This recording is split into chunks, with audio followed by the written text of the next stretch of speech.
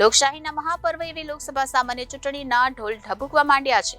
આ લોકશાહીના મહોત્સવને વધાવવા માટે મતદારો થનગાની રહ્યા છે. ત્યારે મતદારોના ઉત્સાહ ઉમંગને વધુ બળ આપવાના ઉમદા આશ્રયથી આજે ગાંધીનગરના આંગણે રાજ્યના મુખ્ય નિર્વાચનની કચેરી અને ગાંધીનગર જિલ્લા ચૂંટણી તંત્રના સંયુક્ત ઉપક્રમે રન ફોર વોટ રેલીનું આયોજન કરવામાં આવ્યું હતું. રન ફોર વોટ રેલીમાં 2500 જેટલા નાગરિકો સહભાગી થઈ મતદાન માટે પ્રેરણારૂપ બન્યા હતા. આ પ્રસંગે રાજ્યના મુખ્ય નિર્વાચન અધિકારી શ્રીમતી પી ભારતીએ લીલી ઝંડી દર્શાવીને રેલીને પ્રસ્થાન કરાવતા જણાવ્યું હતું કે લોકશાહી દેશમાં મતદારો આધાર સ્તંભ છે. લોકશાહીના અવસરે મહિલા મતદારોમાં મતદાન અંગેની જાગૃતિ અર્થે અનેક કાર્યક્રમનું આયોજન કરવામાં આવ્યું છે.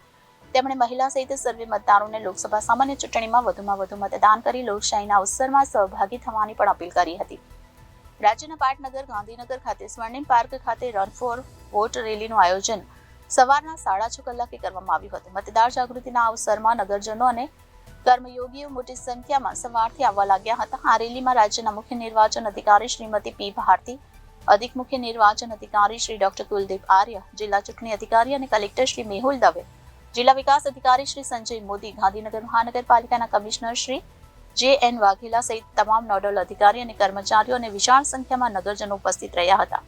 રન ફોર વોટ રેલીને રાજ્યના મુખ્ય નિર્વાચન અધિકારી શ્રીમતી પી ભારતી અને અધિકારીઓએ લીલી ઝંડી આપી પ્રસ્થાન કરાવતાની સાથે જ આ રેલીનો સ્વર્ણિમ પાર્કની સરદાર પટેલની પ્રતિમાથી આરંભ થયો હતો. આ રેલી ધ્વજાર થઈ મહાત્મા મંદિર પહોંચી હતી. ત્યાં રેલીનું સમાપન થયું હતું.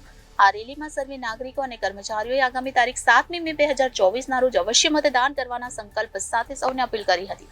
આ કાર્યક્રમને સફળ બનાવવા માટે સ્વીપના નોડલ અધિકારી શ્રી ડોક્ટર બી.એન. પ્રજાપતિ, સહ નોડલ અધિકારી શ્રી ડોક્ટર પિયુષ પટેલ, નાયબ જિલ્લા ચૂંટણી અધિકારી શ્રી પાર્થ કોટડિયા, મદદનીશ ચૂંટણી અધિકારી શ્રી બ્રિજેશ મોડિયા, નાયબ મ્યુનિસિપલ કમિશનર શ્રી જે.એમ.